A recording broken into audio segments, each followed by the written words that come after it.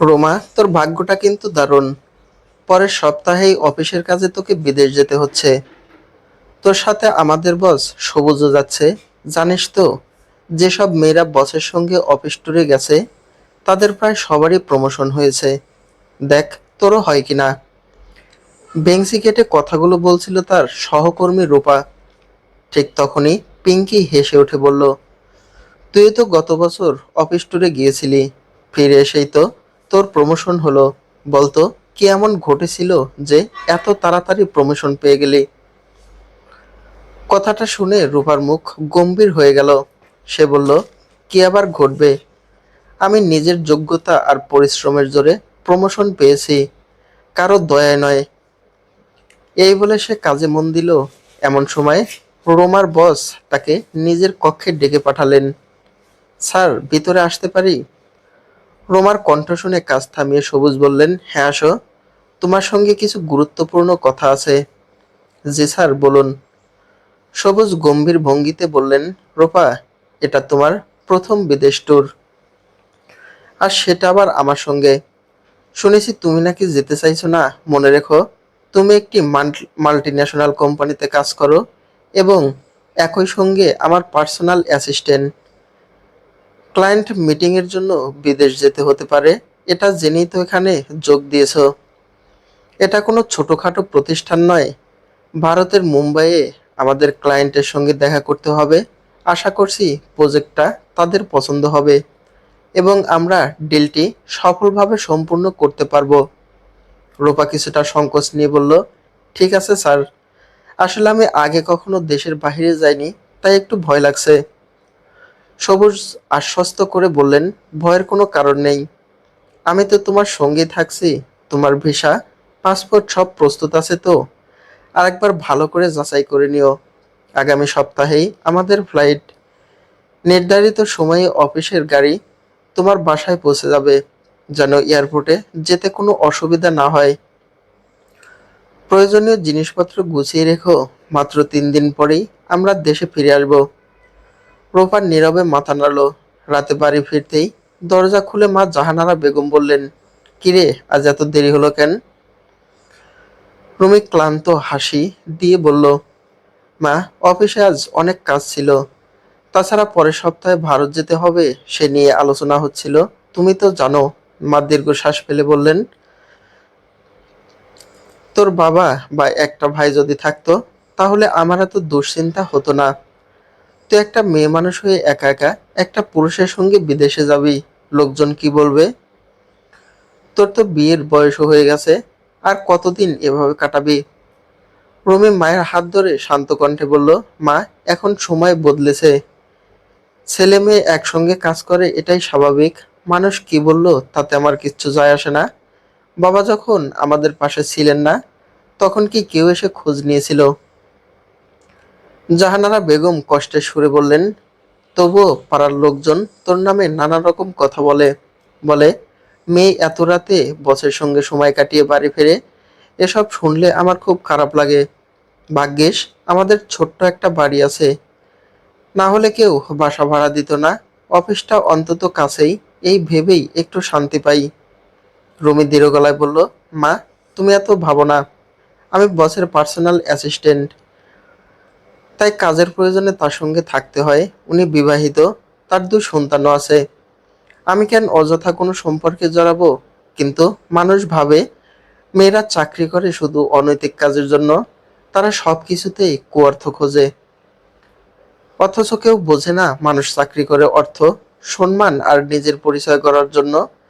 কেউ স্বপ্ন পূরণের জন্যও করে। আমি জানি আমি কোনো ভুল করছি না। তুমি আমাকে বিশ্বাস করো, এটাই আমার কাছে সবচেয়ে বড় শক্তি। রুমি ফ্রেশ হয়ে খেয়ে বিছানায় শুয়ে পড়ল। অতীতের স্মৃতিগুলো একে একে চোখের সামনে ভেসে উঠতে লাগলো। মা ছোট্টবেলায় এতিম হয়েছিলেন। মামা মামের ঘরেই বড় হয়েছেন। পরে পারিবারিকভাবে বাবার সঙ্গে তার বিয়ে হয়। বাবা ছিলেন একমাত্র সন্তান। দাদা মারা যাওয়ার পর দাদি একা হয়ে পড়ায় তাড়াতাড়ি বিয়ে দেওয়া হয়। বিয়ের কিছুদিন পরেই দাদিও ইন্তেকাল করেন। বাবা প্রবাসে কাজ করতেন। রুমি তখনও মায়ের গর্ভে। বিদেশে এক নির্মাণাধীন ভবনে রং করার সময় দুর্ঘটনায় পড়ে তিনি মারা যান। তারপর থেকেই মায়ের একার লড়াই শুরু। বাবার জমানো কিছু টাকা, সামান্য জমি জমা আর ছোট্ট এই বাড়িটুকুই ছিল সম্বল। মা জমি ভাগিতে দিয়ে অর্ধেক ফসল পেতেন, কিছু জমি বিক্রি করে গার্মেন্টসে চাকরি নেন। সঞ্চয়ের অভ্যাসে সংসারটা কোনো রকমে টিকিয়ে রাখেন। রুমি পড়াশোনা শেষ করে চাকরি পায়, তারপর মাকে চাকরি ছাড়তে বলে। বাবার মৃত্যুর পর অনেক বিয়ের প্রস্তাব এলেও মা সন্তানের ভবিষ্যতের কথা ভেবে রাজি হননি। রুমি মনে মনে বলল, মা আমার জন্য অনেক ত্যাগ করেছেন, এবার তার জন্য কিছু করার সময় এসেছে। সময় মতো রুমি ও সবুজ ভারতের মুম্বাই পৌঁছালো। দীর্ঘ যাত্রার ক্লান্তি থাকলেও সামনে গুরুত্বপূর্ণ মিটিং, তাই দুইজনেই মনোযোগী। হোটেলে পৌঁছে রিসিপশনে বুকিং যাচাই করতে গিয়ে বিপত্তি ঘটল। জানা গেল পুরো হোটেলে মাত্র একটি রুম খালি আছে। রুমি কিছুটা অপ্রস্তুত হয়ে বলল, স্যার, রুম তো মাত্র একটা। তাহলে আমি চাইলে রিসিপশনের লাউঞ্জেই রাতটা কাটিয়ে দিতে পারি। সবুজ ভ্রু কুঁচকে বলল, এত দুশ্চিন্তার কিছু নেই, আমি ম্যানেজারের সঙ্গে কথা বলছি। ম্যানেজারের সঙ্গে কিছুক্ষণ আলোচনা করে সে ফিরে এসে বলল, আর কোনো রুম নেই, তবে এই রুমে দুটো আলাদা বেডরুম আছে, আমরা শেয়ার করতে পারি, এতে কোনো অসুবিধা হওয়ার কথা নয়। রুমি দ্বিধাগ্রস্ত কণ্ঠে বলল, না স্যার, আমি বরং বাইরে থাকি। সবুজ এবার কিছুটা বিরক্ত হয়ে বলল, অপরিচিত শহরে তুমি একা বাইরে থাকবে, তোমার কি ধারণা আছে এটা কতটা ঝুঁকিপূর্ণ? আর আজ রাতেই ক্লায়েন্টরা এখানে আসবে, বড় একটা পার্টি হবে, সবাই যদি দেখে তুমি লাউঞ্জে একা বসে আছো, তারা কি ভাববে? রুমি আস্তে বলল, কিন্তু স্যার। কথা শেষ করতে না দিয়েই সবুজ বলল, এমনভাবে ভয় পাচ্ছ যেন আমি তোমাকে খেয়ে ফেলবো। তুমি এক ঘরে থাকবে, আমি আর এক ঘরে। চলো আগে ফ্রেশ হয়ে নেই, তারপর কিছু খেয়ে নেই, রাতে তো পার্টি আছেই। অবশেষে পরিস্থিতির চাপে রুমি রাজি হলো। রাতে পার্টি জমে উঠল। ক্লায়েন্টদের সঙ্গে হাসি মুখে কথা বলছে রুমি ও সবুজ। মিটিং শেষে পরিবেশটা আরো আনুষ্ঠানিক হয়ে উঠল। সঙ্গীত, আলো আর উচ্ছ্বাসে ভরে উঠল হলরুম। কিন্তু রুমি ভিড়ের মাঝে একটু নিরালয়ে গিয়ে বসে রইল। পার্টির কোলাহল তার ভালো লাগে না। হঠাৎ সবুজ এসে বলল, রুমি, একটা ড্রিঙ্কস নাও। রুমি মাথা নেড়ে বলল, স্যার, আমি এসব খাই না। সবুজ হালকা হাসলো, জানি, তাই তো তোমার জন্য ফ্রুট জুস এনেছি। রুমি নির্ভরতার ভরসায় জুসটা খেলো, কিন্তু কিছুক্ষণ পরেই তার মাথা ঘুরতে শুরু করলো, চারপাশ ঝাপসা লাগতে লাগলো। সবুজ উদ্বিগ্ন স্বরে বলল, তোমাকে দেখে ঠিক লাগছে না, চলো রুমে গিয়ে বিশ্রাম নাও। তারপরের স্মৃতি অস্পষ্ট। এরপর সকাল হলো। রুমি হঠাৎ ঘুম ভেঙে উঠে বসতেই বুকের ভিতর কাঁপন ধরলো। শরীর জুড়ে অসংখ্য আঁচড়ের দাগ, পোশাক এলোমেলো, সব বুঝতে তার আর বাকি রইল না। চোখ বেয়ে নীরব অশ্রু গড়িয়ে পড়ল। ঠিক তখনই দরজায় কড়া নাড়ার শব্দ। ম্যাডাম, আপনার নাস্তা। রুমি দ্রুত নিজেকে সামলে নিল। দরজা খুলতেই হোটেল বয় ট্রে হাতে ভিতরে ঢুকলো। রুমি কাঁপা গলায় জিজ্ঞেস করলো, সবুজ স্যারকে দেখেছেন? হোটেল বয় হেসে বলল, আপনার সঙ্গে যে ভদ্রলোক ছিলেন, তিনি তো অনেক আগেই এয়ারপোর্টে চলে গেছেন। আপনাকেও দেশে ফিরতে বলেছেন, ঘুম থেকে উঠলে জানাতে বলেছিলেন। কথাগুলো শুনে রুমি স্তব্ধ হয়ে গেল। আমাকে রেখে চলে গেলেন? তার ভিতরটা শূন্য হয়ে গেল। মনে মনে ভাবতে লাগলো, না, উনি এমন মানুষ নন, হয়তো অন্য কেউ। আমি তো অজ্ঞান হয়েছিলাম। উনি হয়তো আমাকে রুমে রেখে পার্টিতে গিয়েছিলেন। অন্য কেউ সুযোগ নিয়েছে। নিজেকে বোঝাতে চেষ্টা করলেও মন মানতে চাইল না। রুমি দ্রুত রিসিপশনে গিয়ে সিসিটিভি ফুটেজ দেখতে চাইল। কর্তৃপক্ষ প্রথমে অস্বীকৃতি জানালো। রুমি দৃঢ় কণ্ঠে বলল, আমার সঙ্গে বড় অন্যায় হয়েছে। যদি ফুটেজ না দেখান তাহলে আমি আইনি ব্যবস্থা নিতে বাধ্য হব। অবশেষে তারা ফুটেজ দেখাতে রাজি হলো। স্ক্রিনে দেখা গেল রাত 10টার দিক সবুজ তাকে ধরে রুমে নিয়ে যাচ্ছে। তারপর আর কেউ ভিতরে ঢোকেনি। সকালে একাই বেরিয়ে গেছে সবুজ। সব পরিষ্কার হয়ে গেল। রুমের বুকের ভিতর যেন আগুন জ্বলে উঠল। সব গুছিয়ে সে ফ্লাইটে উঠল।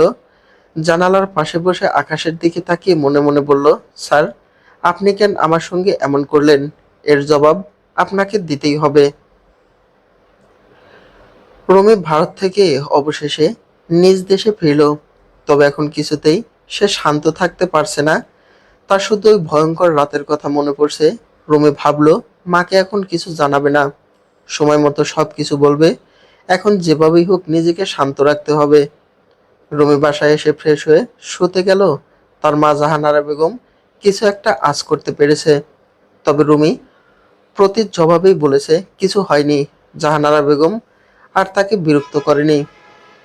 ভ্রমণের ক্লান্তির জন্য এরকম হয়েছে, এটাই ভেবে নিল। রুমির অফিস যাওয়ার জন্য তর সইছে না। তবে অফিস থেকে তাকে 3 দিন পর আসতে বলেছে, কারণ সবেমাত্র বিদেশ থেকে ফিরল। রাতে রুমি বারবার তার বস সবুজকে ফোন দিচ্ছে, কিন্তু কিছুতেই ধরছে না। এর মধ্যেই তার মার ডাকাডাকি শুরু হলো। জাহানারা বেগম তাকে খেতে ডাকছে। সে রাতে খেয়ে নিল, তারপর ঘুমিয়ে পড়ল। দেখতে দেখতে সকাল হলো, এখন পর্যন্ত তার বস ফোন ধরেনি। ওদিকে তার বস সবুজ বাড়ির গ্রাউন্ডে মেয়ের সাথে বল খেলছে। তার স্ত্রী দেখে হাসছে। মনে হচ্ছে যেন পারফেক্ট ফ্যামিলি। সবার চোখেই সে ভালো মানুষ, সবার বিপদে সে এগিয়ে আসে, এই নিয়ে তার কত সুনাম। এই তো অফিসের এক কলিগের মার অপারেশনের সম্পূর্ণ টাকা দিয়েছিল সে। সবার কাছে সে নিতান্ত ভালো মানুষ। সত্যিই কি এটা তার আসল রূপ, নাকি এটা তার মুখোশ? এর মাঝেই ফোনে তার মেসেজ এলো, যেটা দেখে তার মুখ ফ্যাকাশে হয়ে গেল। তার স্ত্রী নীলিমা জিজ্ঞেস করলো কি হয়েছে। সে উত্তর দিল, কিছুই না, অফিসে কাজ পড়ে গেছে, আমি এক্ষুনি আসছি। আসলে রুমি তাকে মেসেজ করেছিল। রুমি বলেছিল, স্যার, আমার ফোন ধরবেন, নাকি আমি আপনার বাড়িতে আসব, এসেই আপনার মুখোশ সবার সামনে খুলে দেব। রুমির দেওয়া ঠিকানায় সবুজ পৌঁছে গেল। দেখলো রুমি রাগী চোখে তাকিয়ে আছে। সবুজ যে বলল, কি হয়েছে, এত ফোনের কি দরকার? রুমি সবুজের শার্টের কলার ধরে বলল, কি হয়েছে বুঝতে পারছেন না, নাকি না বোঝার ভান করছেন? সেদিন হোটেলে আমার সর্বনাশ করেছিলেন কেন? হোটেলের ক্যামেরায় দেখেছি আপনি ছাড়া আমার রুমে আর কেউ ঢোকেনি। তার মানে আপনিই দোষী। সবুজ মুচকি হেসে বলল, ও, তুমি সব বুঝে গেছো, তবে চিন্তা নেই, এসব ঘটনা তুমি ভুলে যাও। মীরা, পিঙ্কি, সুমির মতো তোমারও প্রমোশন হয়ে যাবে। রুমি ঠাস করে সবুজের গালে চড় মারল আর বলল, সব মেয়ের সাথে আমার তুলনা দিচ্ছেন?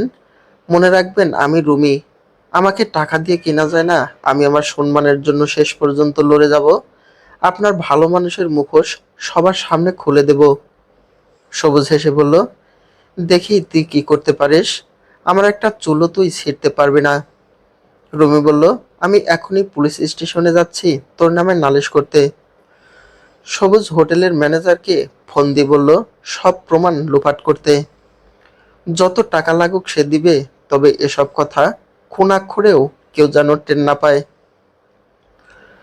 সবুজ মিসকি হাসি বলল, দেখি রুমি, তুই আমার কি করতে পারিস। রুমি মনে শক্তি নিয়ে থানায় গেল। দেখা গেল ইন্সপেক্টর আহমেদ বসে পেপার পড়ছে। বয়সটা 30-এর ঘরে হবে। রুমিকে দাঁড়িয়ে থাকতে দেখে বলল, কি অভিযোগ করতে এসেছেন? নিশ্চয়ই ছিনতাইয়ের অভিযোগ করতে এসেছেন। চোখ মুখ দেখে সেরকমই মনে হচ্ছে। আজকাল এরকম ঘটনা নিয়ে প্রায় সবাই আসে। রুমি বলল, না, আমি আসলে অন্য অভিযোগ নিয়ে এসেছি। আমার সাথে খারাপ কিছু হয়েছে। রুমি সব ঘটনার বর্ণনা করতে লাগলো। আহমেদ বলল, এটা কিন্তু খুব ঝামেলার ব্যাপার, কারণ এটা তো আমাদের দেশে ঘটেনি, এটা অন্য দেশে ঘটেছে। তাই এটার এখতিয়ার আমাদের হাতে নেই। এই জন্য আমাদের মুম্বাই পুলিশের সাথে যোগাযোগ করতে হবে। আপনার মেডিকেল রিপোর্ট এখন আর নেওয়া সম্ভব নয়। আপনি বুদ্ধি করে গোসল না করে কাপড়গুলো রেখে দিতে পারতেন, তাও একটা বিরাট প্রমাণ হতো। আগে প্রমাণ আসুক, তারপরে সবুজের বিরুদ্ধে ব্যবস্থা নেওয়া হবে। আপনি আপাতত বাড়ি যান, প্রয়োজনে আবার ডাকা হবে, সবকিছু গোপনে করা হবে। রমি আশ্বস্ত হয়ে বাড়ি চলে গেল। ইন্সপেক্টর আহমেদ তাড়াতাড়ি পুলিশ ডিপার্টমেন্টকে এই কথা বলল। পুলিশ ডিপার্টমেন্ট ভারতীয় হাই কমিশনারের সাথে যোগাযোগ করলো আর মুম্বাই পুলিশের সাথে কন্ট্যাক্ট করে সব বলল। মুম্বাই পুলিশ তদন্ত করতে লাগলো। তাদের কাছে সিসিটিভি ফুটেজ সহ অন্যান্য প্রমাণ চাওয়া হলো।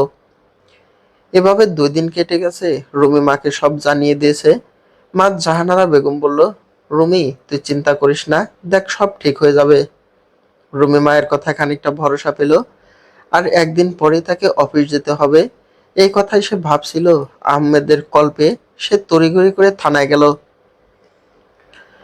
আহমেদ তাকে বসতে বলল আর বলতে লাগলো, বড়লোক বস দেখে নিশ্চয়ই সামলাতে পারেননি, এখন মেনে নিচ্ছেন না দেখে মিথ্যা রেপ মামলা দিতে এসেছেন।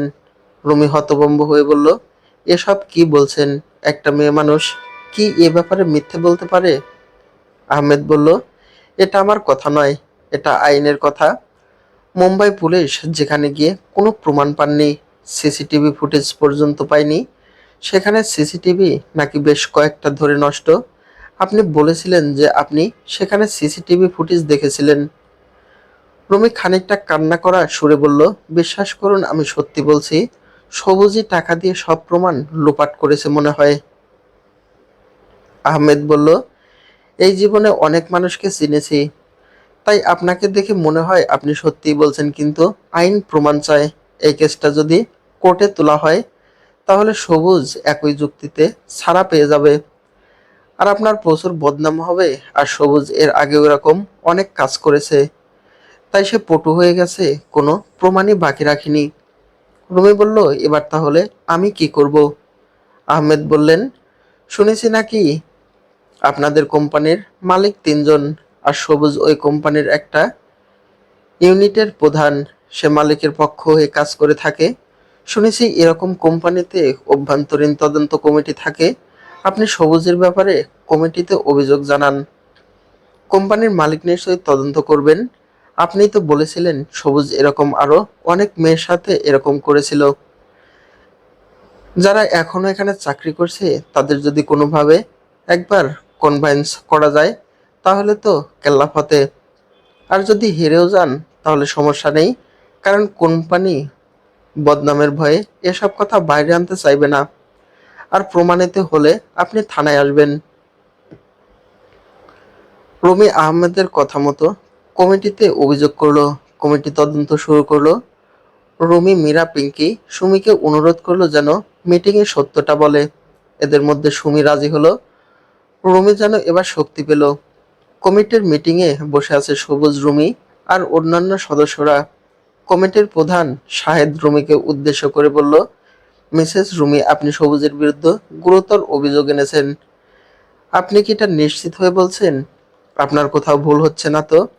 এর আগে আমরা সবুজের বিরুদ্ধে কোনো অভিযোগ পাইনি। রুমি দৃঢ় কণ্ঠে বলল, স্যার, আমার কোনো ভুল হচ্ছে না। এর মাঝেই সবুজ বলে ওঠে, রুমি এরকম করছো কেন? তুমি আমাকে তোমার সাথে রাত কাটানোর কথা বলেছিলে। আমি প্রথমে 2 রুমই নিতে চাইছিলাম, কিন্তু তুমি তো জোর করে 1 রুম নিলে। তোমার নাকি বিদেশে একা থাকতে ভয় হচ্ছিল। এরপর রুমে থাকাকালীন আমাকে খারাপ প্রস্তাব দিয়েছিলে, কিন্তু আমি প্রত্যাখ্যান করেছিলাম। তাই তুমি প্রতিশোধ নিচ্ছ, তাই না? রুমি রেগে উঠে বলল, আপনি মিথ্যা বলছেন। এরপর শাহেদ রুমিকে শান্ত করে বলল, শাহেদ বলল, তুমি 2 রুম থাকা সত্ত্বেও 1 রুম নিয়েছিলে কেন? রুমি বলল, স্যার, ওখানে আর কোনো রুম ছিল না, তাই বাধ্য হয়েই 1 রুম নিয়েছিলাম আমরা। সবুজ স্যারই আমাকে বাধ্য করেছিল। উনি বলেছিলেন 1 রুমে 2টি ঘর আছে, তাই কোনো সমস্যা হবে না। পারলে আপনি রেকর্ড চেক করতে পারেন, সিসিটিভি ফুটেজও দেখাতে পারতাম, কিন্তু উনি টাকা দিয়ে সব ডিলিট করে দিয়েছে। এর মধ্যে সবুজ রেকর্ড পেশ করলো। সবাইকে অবাক করে দিয়ে সবুজ বলল, স্যার, আমি জানতাম এমনই হবে, তাই আমি প্রমাণ নিয়ে এসেছি। দেখুন, সেদিন আরো 3টি রুম খালি ছিল। শাহেদ রেকর্ড চেক করে দেখলো সবুজের কথাই সত্যি। শাহেদ রুমিকে বলল, আপনার আর কিছু বলার আছে? রুমি ভয়ে বলল, স্যার, এটা সবুজ স্যারেরই কারসাজি। ওনার কথা আমার চোখ বুজে বিশ্বাস করা উচিত হয়নি, আমার নিজেরই দেখা উচিত ছিল উনি সত্যি বলছেন কিনা। রুম খালি ছিল, কিন্তু উনি আমাকে বলেছিল আর রুম নেই। সবুজ স্যার যে কিরকম এটা সুমি জানে। সুমি তো স্যারের সাথে বিদেশ গেছিল। অবশেষে শাহেদ সুমিকে প্রশ্ন করলো, রুমি যেটা বলছে এটা কি ঠিক? সুমি অকপটে উত্তর দিল, না স্যার, রুমি মিথ্যা বলছে। সবুজ স্যার খুবই ভালো মানুষ। রুমি কেন এরকম করছে আমি বুঝতে পারছি না। রুমি কান্নাজড়িত কণ্ঠে বলল, সুমি, তুমি এরকম করছো কেন? সব বলছো না কেন? তুমি তো বললে তুমি সব ফাঁস করে দিবে। তোমার ওপর ভরসা করেই তো এতদূর এগিয়ে এসেছি। পিঙ্কিও একই কথা বলল। শাহেদ বলল, এনাফ হয়েছে, তোমাদের বরখাস্ত করা হবে। সবুজ এরই মধ্যে বলে ওঠে, স্যার, ওকে এত বড় শাস্তি দিবেন না, ওকে আর একটা সুযোগ দিন। বাসায় ওর বৃদ্ধ মা আছে, আসলে ওর ছোট্ট থেকে বাবা ছাড়া বড় হয়েছে, তাই এরকমটা হয়েছে। দুঃখ কষ্টের মধ্যে বড় হয়েছে, তাই লোভ সামলাতে পারেনি, অল্প বয়স তো। শাহেদ বলল, ঠিক আছে সবুজ, শুধুমাত্র তোমার কথায় এবারের মতো ওকে মাফ করে দিলাম। শাহেদ রুমিকে উদ্দেশ্য করে বলল, দেখো, যার ক্ষতি করতে চাইলে সেই তোমাকে বাঁচাচ্ছে। আর সবাই শুনে রেখো, এই ঘটনা যেন বাইরে না যায়, তাহলে প্রতিপক্ষ কোম্পানি নানা গুজব ছড়াবে। আজকের মতো এখানেই শেষ, কাল সবাই যার যার মতো কাজ করবে, এই নিয়ে আর কোনো কথা নয়। বিশেষ করে রুমি, তুমি। অফিস শেষ হলো, রুমি বেরোচ্ছে। আজ বড় হতাশ সে। অন্যায়ের কাছে সে পরাজিত হলো। হঠাৎ সিকিউরিটি গার্ড ডেকে বলল, ম্যাডাম, আপনি যে এত দূরে এসেছেন এটাই অনেক। এর আগে এর জন্য অনেকে কোম্পানি ছেড়েছে, যদিও সুমি পিঙ্কি এখনো রয়ে গেছে প্রমোশনের লবে। রুমি এবার আশার আলো দেখতে পেল। সে সিকিউরিটি গার্ডকে বলল, যারা চলে গেছে তাদের ঠিকানা জানেন? সিকিউরিটি গার্ড বলল, আর সবার ঠিকানা জানি না, তবে মীরা আর ইরার ঠিকানা বলতে পারবো, ওরা দুজন বান্ধবী ছিল। সিকিউরিটি গার্ড মীরা আর ইরার ঠিকানা নিয়ে বলল, ম্যাডাম, আমি চাই এই নরপিশাচের শাস্তি হোক। মীরা আর ইরার দুঃখের কাহিনী একমাত্র আমি জানি। ওদের সাথে আমার ভালো সম্পর্ক ছিল, তবে আমি জানলেই হবে না, ওদেরও জবানবন্দি দিতে হবে। রুমি মীরা আর ইরার খোঁজে বেরিয়ে পড়লো, আর এই বিষয়টা ইন্সপেক্টর আহমেদকে জানালো সে। সেও তার সাথে যেতে রাজি হলো। পরের সপ্তাহে ছুটির দিন তারা একসাথে যাবে, যাতে সবুজ সন্দেহ না করে। এদিকে সবুজ গাড়িতে উঠছিল, তার মাঝেই সুমি আর পিঙ্কি আসলো। সুমি গাড়ির চাবি নিল, আর পিঙ্কি সবুজের পকেট থেকে ক্রেডিট কার্ড নিল। এটা দেখে সবুজ বলল, কি হচ্ছে এসব? সুমি বলল, কি আবার হবে, এটা তোমাকে বাঁচানোর পারিশ্রমিক। পিঙ্কি বলল, বেশি কথা বললে সব ফাঁস করে দিব। তুমি আমাদের রেপ করেছিলে, সবকিছু শাহেদ স্যারকে বলে দিব। বলবো যে তুমি আমাদের মিথ্যে বলতে বাধ্য করেছিলে। সবুজের আর এবার নরম হয়ে বলল, আমি কি না করেছি? যা দরকার নিয়ে নাও তোমরা। এবার পিঙ্কি আর সুমি গাড়ির চাবি আর ক্রেডিট কার্ড নিয়ে চলে গেল। সবুজ মনে মনে ভাবলো, রুমের ব্যবস্থা হয়েছে, এবার তোমাদের ব্যবস্থার পালা। তোমাদের যেভাবেই হোক কোম্পানি থেকে বের করতে হবে। মীরায় বাসার যাওয়ার আগে আহমেদ মীরার নাম্বার জোগাড় করলো।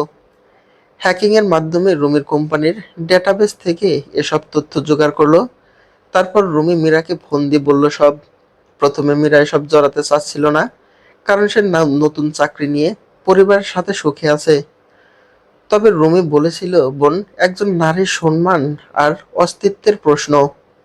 আপনি কি চান আরো অনেক নারী সবুজের লালসার শিকার হোক? ইন্সপেক্টর আহমেদ বলল, চিন্তা করবেন না, আইন অনুযায়ী ভিকটিমের ছবি ও পরিচয় প্রকাশে আইনি বাধা আছে, আর নারীদের বেলায় আরো কড়াকড়ি আছে। অবশেষে মীরা রাজি হয়ে যায়। রুমি আর মীরা একসাথে দেখা করে, তবে মীরা পরিবারকে এখনই সব জানায় না, আগেও জানায়নি। মীরা আর রুমি হোটেলে বসে আসে। এমন সময় মীরা বলল, আমি জবানবন্দি দিতে রাজি আছি, আর আমার কাছে প্রমাণও আছে। সবুজের লালসার প্রথম শিকার ছিলাম আমি, তাই সে একটু কাঁচা কাজ করেছে। আমার সর্বনাশ করে আমার লগ্ন ছবি তুলে রাখে, তারপর পুলিশের কাছে যেতে চাইলে মেসেজে সেই ছবি দিয়ে ব্ল্যাকমেইল করতে থাকে। তবে আমি মেসেজের স্ক্রিনশট সহ সব প্রমাণ নিয়ে রেখেছিলাম। ভেবেছিলাম একদিন আমি সাহস করে পদক্ষেপ নিতে পারবো, কিন্তু আর সাহস করতে পারিনি, পরিবারের সম্মানের ভয়ে। কিন্তু তোমাকে দেখে আমি অনুপ্রেরণা পেয়েছি। একজন নারী সম্মানের জন্য কতদূর যেতে পারে। সেদিনের ট্রমার জন্য আমি প্রায় মানসিক ভারসাম্য হারিয়ে ফেলেছিলাম, তাই চাকরিটা ছেড়েই দিলাম। তারপর খানিকটা স্বাভাবিক হলাম। মা বাবা বারবার জিজ্ঞেস করার পরও কিছু বলেনি। এর জন্য এ পর্যন্ত বিয়ে করেনি। অপরাধীরা মুক্তভাবে ঘুরে বেড়াবে আর নির্যাতিতরা বন্দি থাকবে, তা আর নয়। তোমার এই অবস্থার জন্য খানিকটা আমিও দায়ী। আমি যদি পদক্ষেপ নিতাম তাহলে ঘটনাটা ওখানেই রুখে যেত। রুমি প্রমাণগুলো দেখতে থাকলো। রুমি বলল, তুমি ঠিক বলছো। সবুজ অপরাধ করতে করতে এখন পটু হয়ে গেছে। এখন কোনো প্রমাণই রাখে না। প্রথম অপরাধে ভুল হয়ে থাকে, আর ওর মেসেজ আর ছবি প্রমাণ হয়ে থেকে গেছে। ও ভেবেছিল সব ডিলিট করে পার পেয়ে যাবে, কিন্তু তুমি তো স্ক্রিনশট নিয়ে রেখেছো, আর ফোন রেকর্ডও আছে। আর সবুজ বোধ হয় তোমার কথা ভুলেই গেছে। আচ্ছা, তোমার বান্ধবী ইরাও কি একই দশা হয়েছিল? মীরা হতাশ হয়ে বলল, হ্যাঁ, আমার মতোই ওরও হয়েছিল। এটার জন্য আমি দায়ী। আমি যখন চাকরি ছেড়ে দিয়েছিলাম, ও বারবার বলেছিল কেন ছেড়েছি। তারপর ওর সাথে একই ঘটনা ঘটায় চাকরি ছেড়ে দিয়েছিল। আমাদের দুজনেরই প্রমোশনের অফার হয়েছিল, কিন্তু আমরা নেইনি, কারণ রেপিস্টের কাছ থেকে কোনো সুবিধা নিতে চাইনি। এরা এখন বিবাহিত, ওর দুটো বাচ্চাও আছে, এখন সুখে আছে, বিদেশে সেটেল হয়েছে। এরা এসব জানতে পেরে এসবে যুক্ত হতে চাইছিল। তবে আমি চাই না ও এসব বিষয়ে যুক্ত হোক। তবে সবুজ শাস্তি পেলে অবশ্যই জানাবো। দেশে আসলেই সরাসরি সবটা জানাবো। যদি ওর স্বামী সবটাই জানে। ও সত্যিই অনেকটা লাকি, এরকম একটা জীবনসঙ্গী পেয়েছে। আমরা একাই সব সামলে নেব। এরপর এসব কথার মাঝেই হঠাৎ রুমির কাছে ফোন আসে। ফোনটা ধরতেই বলে উঠল, আমি উর্মিলা বলছি। আমি তোমাদের সবুজ স্যারের ওয়াইফ বলছি। তুমি নাকি সবুজের বিরুদ্ধে অভিযোগ করেছ। রুমি আমতা আমতা করে বলল, হ্যাঁ। উর্মি বলল, বেশ করেছ। আমি আমার স্বামীর প্রতারণা জেনে গেছি। পিঙ্কি, সুমির ব্ল্যাকমেইলের মেসেজ আমি দেখতে পেয়েছি। আমার ভাবতে লজ্জা হচ্ছে আমি একজন নরপিশাচের সাথে ঘর করছি এতদিন। ভাগ্যে এসব মোবাইলটা খুলে ওয়াশরুমে গেছিল। আমি সবটা জানতে পেরেছি। তুমি যেদিন অভিযোগ করেছিলে সেদিন থেকে আমি ওর উপর নজর রাখছিলাম। আমি যে জানতে পেরেছি ও এটা জানে না। আমি সাক্ষ্য দেব, তুমি চিন্তা করো না। এরপর উর্মিলা, মীরা ও রুমির জবানবন্দি নেয় ইন্সপেক্টর আহমেদ। সব প্রমাণের ভিত্তিতে অ্যারেস্ট ওয়ারেন্ট তৈরি করে আহমেদ। অবশেষে সবুজ গ্রেপ্তার হয়। সবুজ ভাবতেই পারেনি যে তার খেল খতম হবে। সবুজকে নিয়ে যাওয়ার সময় রুমি তাকে চর মেরে বলল, শকুন যতই মন্দির বা মসজিদের উপরে উঠুক, তাতে তার স্বভাব বদলায় না। তার নজর ওই ভাগাড়েই থাকে। তুই যতই মানুষকে সাহায্য করতি, কিন্তু তোর নজর সবসময় একই জায়গায় থাকতো। সবার সামনে তুই ভালো মানুষ ছিলি, কিন্তু তোর স্বভাব ছিল ঠিক শকুনের মতো। আহমেদকে ধন্যবাদ দিল রুমি। আহমেদ বলল, আমি কিছুই করিনি, সবকিছুই আপনি একাই করেছেন। সাথে উর্মি আর মীরাও ছিল। আহমেদ অফিস রুম থেকে সবুজকে নিয়ে গেল। অফিস রুম করতালিতে ভরে গেল। সুমির সাহসিকতায় সবাই অবাক। কমিটি প্রধান শাহেদও ক্ষমা চাইল। পিঙ্কি আর সুমি ক্ষমা চাইল তাদের লোভের জন্য। রুমি তাদের মাফ করে দিল। সবুজের শাস্তি হলো। তার মা জাহানারাও, রুমির জীবনে একটা নতুন অধ্যায়ের সূচনা হলো। এত কিছুর পরও সমাজ রুমিকে কটূক্তি করতে ছাড়ল না। সমাজের সবাই বলতে লাগলো, এই মেয়েকে কে বিয়ে করবে? মেয়ে মানুষ চাকরি করলে তো এমনই হবে। তবে রুমি এসব নিয়ে কিছুই ভাবে না, কারণ তার কোনো ভুল নেই। তার যদি বিয়েও না হয়, তবে তার আফসোস নেই। এটা সমাজের কলঙ্ক। সে অপরাধী না হয়েও যদি তার বিয়ে না হয়, সেটা তো সমাজেরই কলঙ্ক। সমাজের এই কলঙ্ক সে বয়ে নিয়ে বেড়াবে গর্বের সাথে। সে তার মাকে শান্ত থাকতে বলে। সায়নায় তাকিয়ে বলে, আমার বিয়ে হচ্ছে না, তাই সবাই আমাকে কটূক্তি করছে, কারণ আমি ধর্ষিতা। আমি সমাজকে দেখাতে চাই, দেখো, তোমাদের কলঙ্কের চিহ্ন আমি মাথায় নিয়ে বেড়াচ্ছি। আমার বিয়ে হচ্ছে না, এটা সমাজের ব্যর্থতা। বিয়ে না হওয়ার পেছনে আমার কোনো দায় নেই। আমি হার মানব না। জীবনের শেষ মুহূর্ত পর্যন্ত লড়ে যাব। আমার সাথে আমার সৃষ্টিকর্তা আর আমার মা আছে। কয়েক মাসে কঠোর পরিশ্রম করে শীঘ্রই সে সবুজের জায়গা দখল করে নেয়। এখন সে তার মাকে নিয়ে দুনিয়া ঘুরে বেড়াচ্ছে। তার মার ইচ্ছা ছিল সে পুরো পৃথিবী ঘুরে দেখবে, অবশেষে সেটা সত্যি হয়েছে। মামি এখন নিজেদেরই একটা সংসার করে নিয়েছে। সময় দ্রুত এগোচ্ছে। রুমি এখন নিজের একটা এনজিও প্রতিষ্ঠান করেছে। এখন অনেক অসহায় বাচ্চাদের আশ্রয়স্থল রুমি। বিয়ে না করেও এখন অনেক সন্তানের জননী রুমি। অসহায় অনাথ বাচ্চাদের কাছে রুমি যেন একজন মায়ের মতো। সমাপ্ত। গল্পের নাম রহস্য। লেখা সৈয়দ আল মাহমুদ তালুকদার।